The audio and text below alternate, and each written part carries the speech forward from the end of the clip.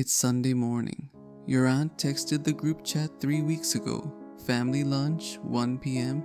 Don't be late. You said yes because saying no felt harder than going. And then, an hour before you're supposed to leave, your mom calls. We're moving it to next week. Your uncle can't make it.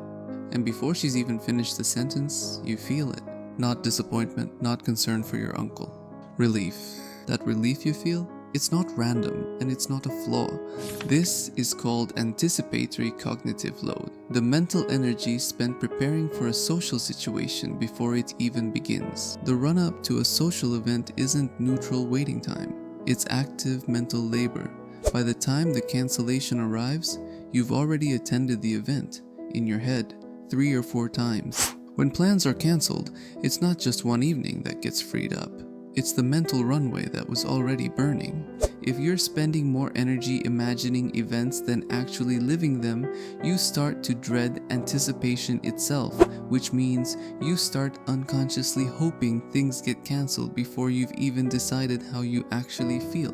The next time you notice pre-event mental rehearsal starting, write down one sentence. What am I actually worried about here? Not to solve it, just to externalize it so your brain stops looping. You said yes to 3 things this week. Coffee Tuesday, a work happy hour Thursday, a birthday dinner Saturday. Each one individually? Fine. All 3 together. By Wednesday, you're already calculating which one you can reasonably back out of. Introverts operate on what psychologists sometimes call a Finite Social Energy Model, the recognition that social engagement draws from a limited reserve that needs time to replenish. This isn't personality weakness. Research on introversion, including work by psychologist Eysenck, suggests introverts have a higher baseline level of cortical arousal. Social stimulation doesn't boost them. It pushes them past an already higher baseline. The result is faster depletion, not deficiency. Cancelled plans return energy you didn't realize you'd already spent. That's why the relief feels almost physical, because it is. The honest limitation here, using energy conservation as a permanent strategy, means your social life slowly contracts. If every cancelled plan feels like rescue, you may not be managing your energy. You may be avoiding the discomfort of building capacity. Try auditing your week before it starts. Not to cancel things, to space them. 1 social commitment per day maximum, with at least 1 fully unscheduled evening. This is planning for your nature, not surrendering to it. Here's where it gets more uncomfortable. The relief of a cancelled plan feels like peace, but for some introverts, it starts functioning as proof that they were right to be anxious, proof that staying in is better, proof that they can trust their reluctance. And that's where a real pattern emerges. Psychologists call it avoidance reinforcement.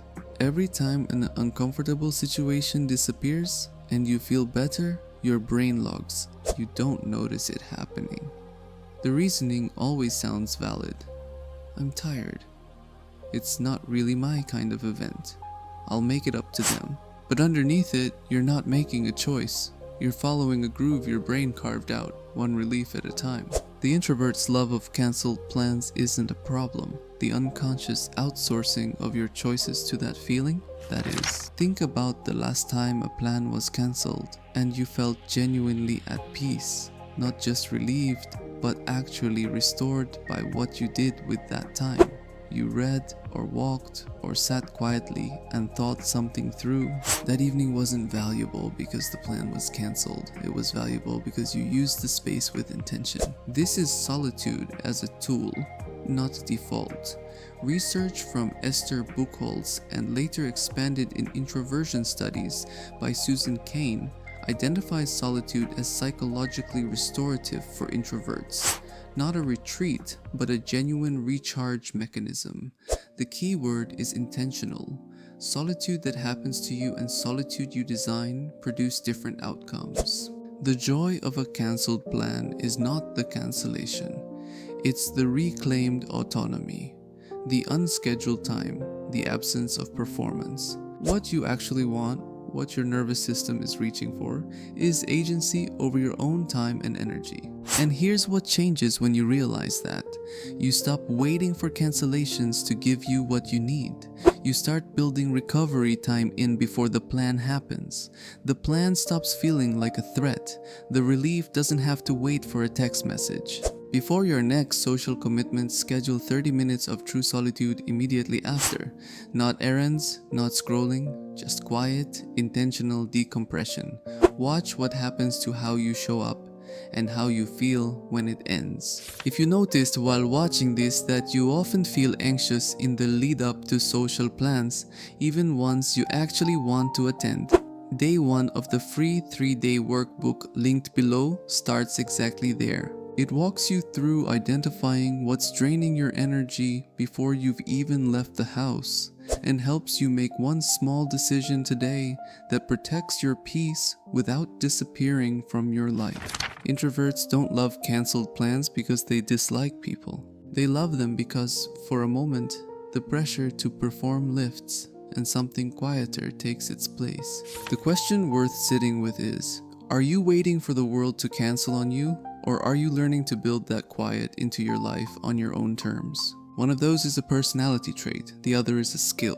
If this channel's approach resonates, exploring how introverted overthinkers can turn reflection into actual strategy, subscribing keeps that kind of thinking in your feed. And if this video raised the question of why introverts tend to replay conversations long after they're over, why the mind keeps editing what already happened, that's exactly what the next video covers. It's quieter than you think and more fixable.